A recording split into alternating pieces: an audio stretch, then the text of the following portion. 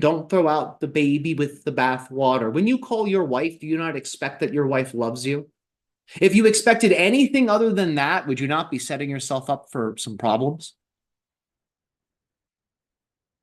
If you did not expect that your job, your occupation would be there for you the next day, if you did not expect that, would you not feel a little insecure? Expectations, not bad. Don't get rid of expectation. Don't get rid of anything. You don't need to. There's nowhere for it to go. It's all right here, right now. So don't get rid of anything. Transform it. Your brain has the magical ability to create something called an expectation. We're here to tell you that's a positive, useful thing. And if you try to manifest without them, you will have limited results. Because at the end of your manifestation exercises, if you do not expect that your exercise was successful and worked, if you don't expect that, well, your mind will look at something else. I don't know what happened. Who knows what could happen? When you're in that state, a few things can happen. You open up the door to high possibility that you are not biasing. So really anything can happen. But also because your mind doesn't have anything to anchor on as an expectation, it can make the mind insecure, the ego. It can make it not fully trust what's been done. And this can actually delay or warp or even eliminate the energy of the manifestation exercise. So you need some expectation. Do you not expect you will get some benefit from being here with us?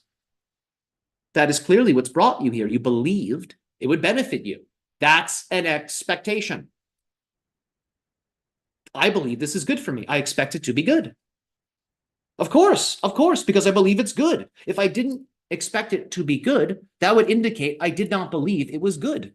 So expectation is good. Now, expectation is different from what has been classically called lusting for results.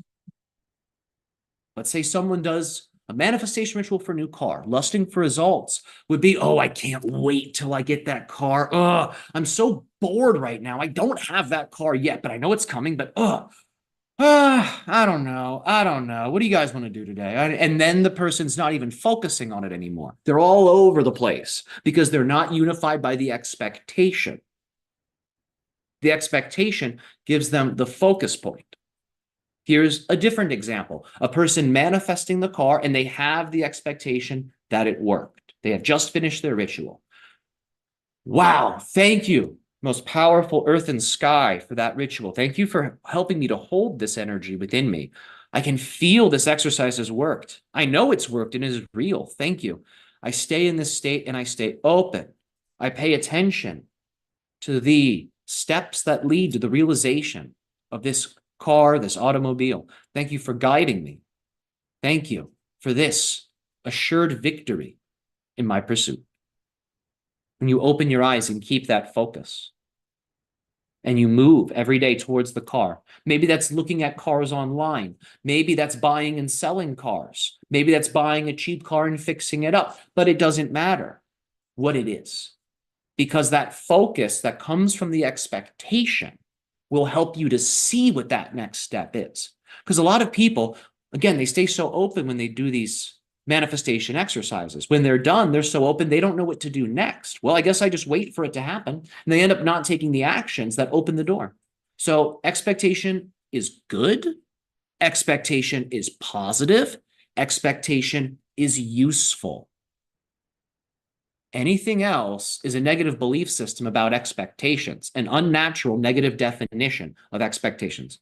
They are neutral things. They are meant to support you and serve you. They're not meant to bind you.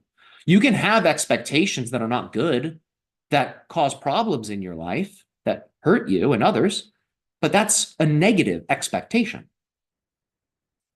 Again, we have a transmission coming up, the language of energy, where we're going to be talking about all this very in-depthly. Because keep in mind, energy is multifaceted. As we are explaining all of these laws or rules that the energy follows, there are inverse versions of all of these laws and rules that must also be emphasized. So keep in mind that energy is complex. Nevertheless, it follows patterns and rules that can be predicted, that can be followed, and that can be optimized for creation.